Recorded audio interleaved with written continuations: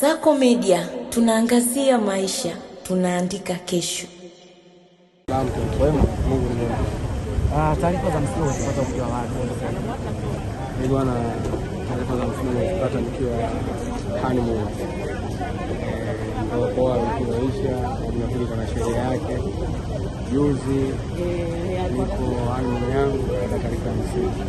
Sasa mtoto wa marehemu Kabuti Onyango ni mtu ambaye nimefanya naye kazi muda mrefu. Nimefanya naye kazi tukiwa kama washikaji katika kampuni fulani alikuwa anajulikana kwa jina la GML Production, ambapo tunafanya kazi za kushuti movie na usambazaji tukiwa na kina Dr. Cheni.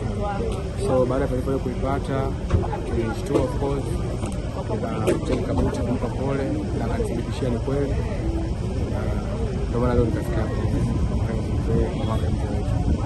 Okay, ukipewa nafasi ya kufungua kurasa moja ya mzee wetu, ni kurasa hivi ambayo itabaki kichwani kwako kama kumbukumbu nzuri? Mchapakazi aliyeishi katika kazi na kazi zake zimeishi kizazi kwa kizazi. Hiyo ndio kauli kubwa za kusema, au chapa yake kubwa itakayobaki. Amefanya kazi kizazi kwa kizazi, kwa sababu amefanya kazi miaka ya 90 mpaka 2000, bado kazi zake zinaishi mpaka kesho. Ndio maana unaona watu wengi wamekuja hapa, si kwa sababu ya umaarufu wake, bali pia kwa legacy yake aliyoacha katika tasnia. Umekuwa ukidirect Jua Kali kwa kipindi chote hicho. Kwa kumtazama Mzee Onyango, kama ungepata nafasi ya kumweka kwenye Jua Kali, unahisi ni wapi angefiti marehemu? Mzee Onyango ni msanii mzuri, na pili ni msanii mkongwe, na tatu ni msanii ambaye ameweza kudumu kwenye game muda mrefu. So nafasi yake kwa Jua Kali kivyo vyote vile, kama angesema tumfit au akae nafasi gani, angeweza kucheza nafasi yoyote ya mtu mzima, kwa maana ya kwamba kwa karakta yake, umri wake, anaweza kujiposition nafasi yoyote kwenye karakta.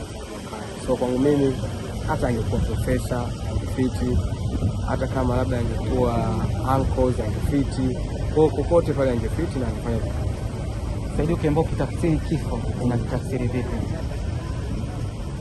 Tafsiri ya kifo ni fumbo. Kifo ni fumbo na akiji na hodi. Kwa tafsiri ya kifo bali bado kinakuwa ni tata, ila tunasema tu kifo ni fumbo. Kwa maana kinamkuta yote wakati wote popote. Na kitu gani cha kuambia wasanii na wadau wa filamu, by the way, kwa hiki ambacho kimetokea kama kumbukumbu, maana msiba ni kumbukumbu na kukumbusha kwamba tunapita, kuna kitu gani cha kuambia wasanii? Wasanii tukumbushane tu kwamba maisha yetu tunayoishi duniani, lakini tutengenezee na kesho yetu, kwa sababu kesho ipo na haina jina. Kwa hiyo tukisema tuishi kisanii, eti tuishi maisha fulani ya kisanii tuchanganyikiwe, kuna kesho ambayo vitu yote. Kwa kila mtu anatakiwa ajue kwamba kuna kesho ambayo hatujui itakuwa wapi. Kwa kesho yetu ni kuiogopa sana, kumrudia Mungu sana, kuishi maisha ambayo Mungu atakayokuwa anampendeza. Hata kama uwe msanii, uwe kiongozi, uwe nani, usiache kuishi maisha ambayo Mungu atakayokuwa anampendeza.